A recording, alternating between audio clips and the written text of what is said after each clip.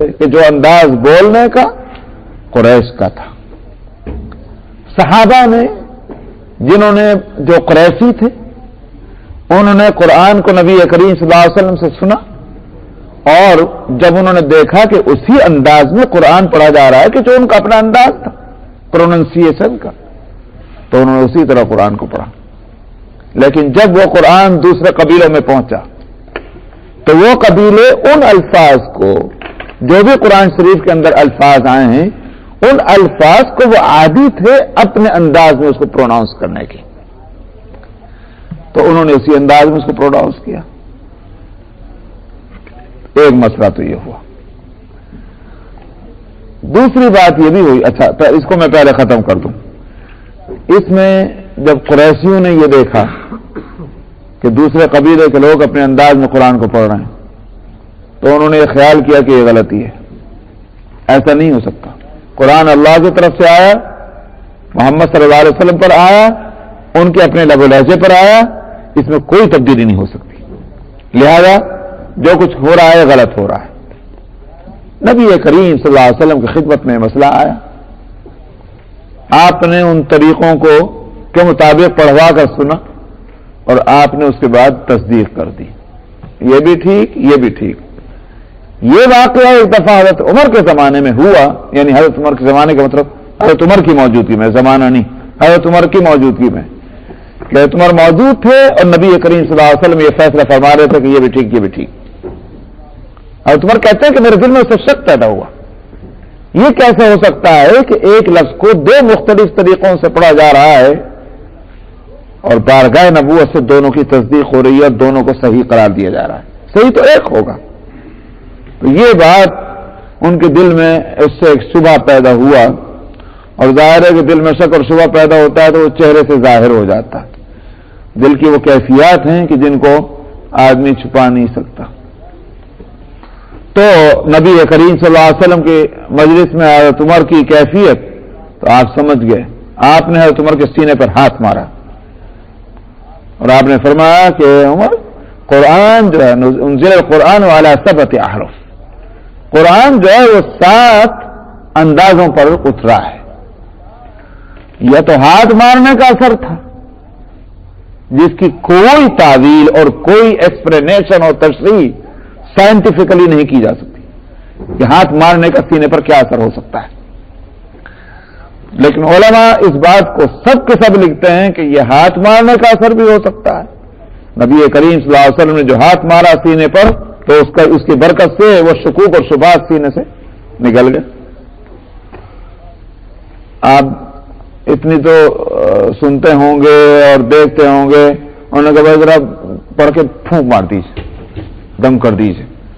تو یہ بے اصل تو نہیں، اصل تو ہے اس کی.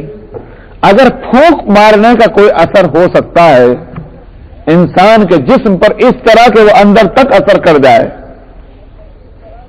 کیونکہ یہ پڑھ کر دم کرنے کا ثبوت تو حدیثوں سے ہے اور مشاہدے میں بھی ہے.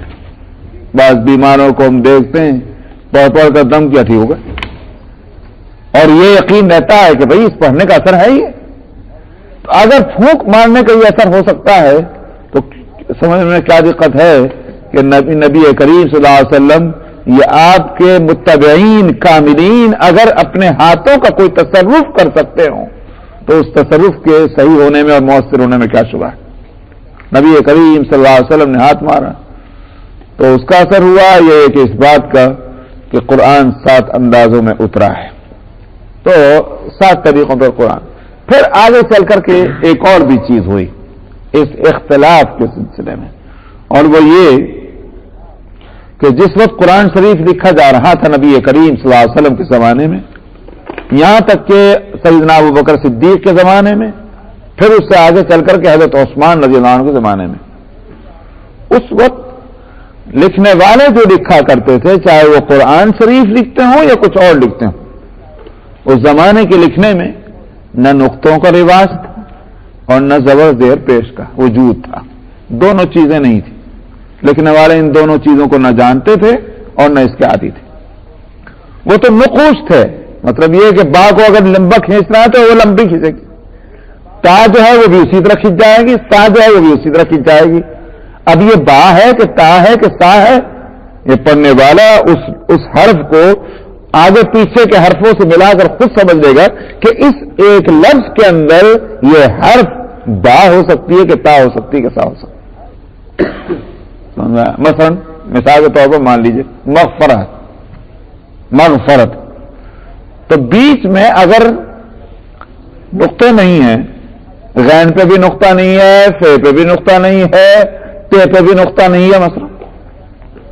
اب سوال یہ ہے کہ ہندوستانی، پاکستانی، امریکن بچہ جو ہے اس کو تو پریشانی ہوگی کہ میم کے بعد والا حرف ہے کیا، یہ عین ہے کہ غین ہے، اس کو دشواری ہو سکتی، لیکن ایک عرب کو دشواری نہیں ہوگی مثلا. کیوں نہیں ہوگی؟ اس واسطے کہ وہ یہی خیال کر سکتا ہے کہ یہ مغفرہ ہے یا مغفرب ہے یا مغفرت، سمجھ میں آیا؟ تو وہ خود فیصلہ کر لے گا کہ مغفرت کوئی چیز ہے ہی نہیں عربی کے اندر، مغفرت کوئی چیز ہے ہی نہیں، ہے تو مغفرت ہے. اسی طرح سے معقرہ بھی تو ہو سکتا ہے، غین کے بجائے عین بنا دیجئے، فا کی بجائے قاف بنا دیجئے، تو معقرہ اس کا ذہن فیصلہ کرے گا کہ معقرہ کوئی چیز ہے ہی نہیں، تو ہو نہ ہو یہ مغفرہ ہے، اس کو پڑھنے میں کوئی دقت نہیں ہوگی. جبکہ میم اور غین اور فے اور رے اور تے لکھ دے اور اس میں نقطے نہ ہو تو ایک عرب کو کوئی دشواری نہیں ہوگی.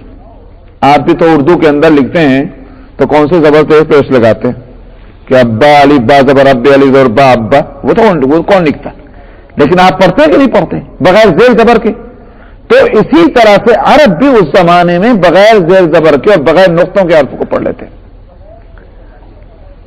مگر ہوا یہ کہ اس کی وجہ سے جہاں جہاں کوئی گنجائش ہو سکتی تھی کہ زیر اور زبر نہ ہونے اور نقطے نہ ہونے کی وجہ سے اگر کچھ فرق آ سکتا تھا تو وہ آیا. مثلا سورہ بقرہ میں آپ آگے پڑھیں گے فَتَلَقَّى آدَمُ مِن رَبِّهِ كَلِمَاتٍ. میں اس آیت کو کھول دوں تو اچھا. آپ لوگ تو قرآن شریف تو کھول کے بیٹھے ہیں بھائی، قرآن شریف کا ہاتھ لگانے کا بھی تو ثواب ہوتا ہے، معلوم ہے کہ نا؟ قرآن شریف کو ہاتھ ہی لگا دیں تو کم سے کم ثواب ملے گا. ان کو کھول کے بیٹھنے سے آیتوں کو دیکھنے سے آسانی رہتی، اور اسی بات سے تمام سننے والوں کے لیے ایک ہی قرآن شریف کا انداز وہ انتظام کیا گیا تاکہ حوالے دینے میں آسانی رہے. دیکھیے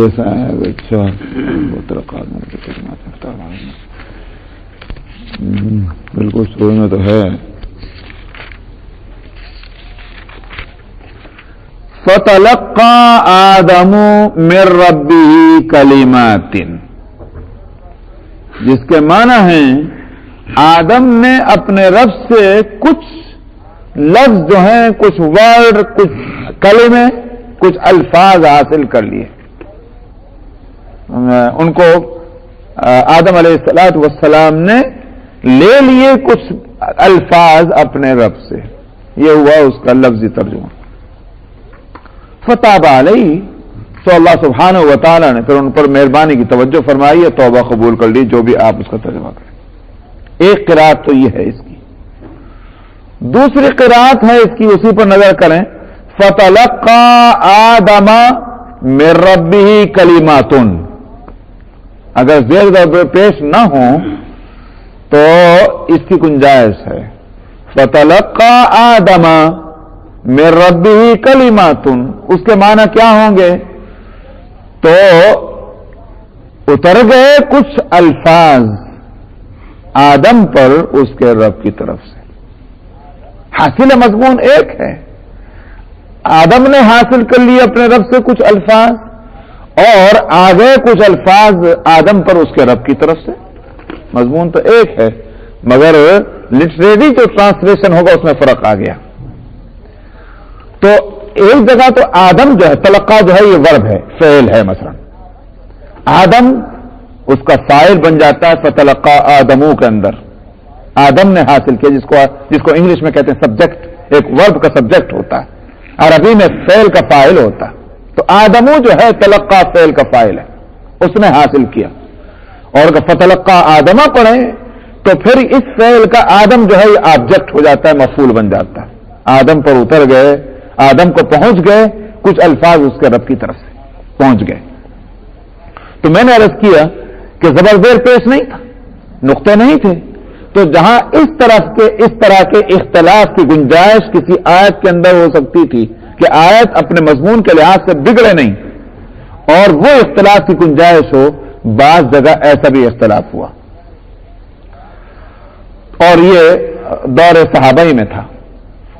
حضرت عثمان رضی اللہ عنہ کے زمانے میں اس طرح کا مسئلہ پھر اٹھا، جبکہ مملکت اسلامیہ نہایت وسیع ہو گئی تھی اور عرب کے اس دائرے سے نکل کر اس سے کئی گنا وسیع زمین کے اوپر اسلام پھیل چکا تھا اور غیر عرب ملکوں تک وہ یوں کہیے کہ قرآن کی بات پہنچی تھی. اس وقت قرآن شریف کو ظاہر ہے کہ جب عرب مختلف انداز میں پڑھ سکتے ہیں تو غیر عربوں نے تو کیا کچھ نہ گل کھلائے ہوں گے، سمجھ میں آئے تو وہ سب ہوا. حضرت حذیفہ رضی اللہ عنہ کا جو جانا ہوا عرب سے باہر یعنی حدود اسلامیہ ہی میں، اور انہوں نے دیکھا کہ بھانت بھانت کے انداز میں قرآن شریف پڑھا جا رہا ہے تو بہت پریشان ہوئے اور وہ آئے مدینہ منورہ میں واپس اور آ کر کے عثمان رضی اللہ عنہ جو خلیفۃ المسلمین تھے ان سے کہا امیر المومنین خبر لیجیے امت کی. انہوں نے کیا ہو گیا؟ قرآن شریف میں تو عجیب عجیب گل کھلایا جا رہے ہیں، لوگ مختلف انداز میں قرآن شریف کو پڑھ رہے ہیں.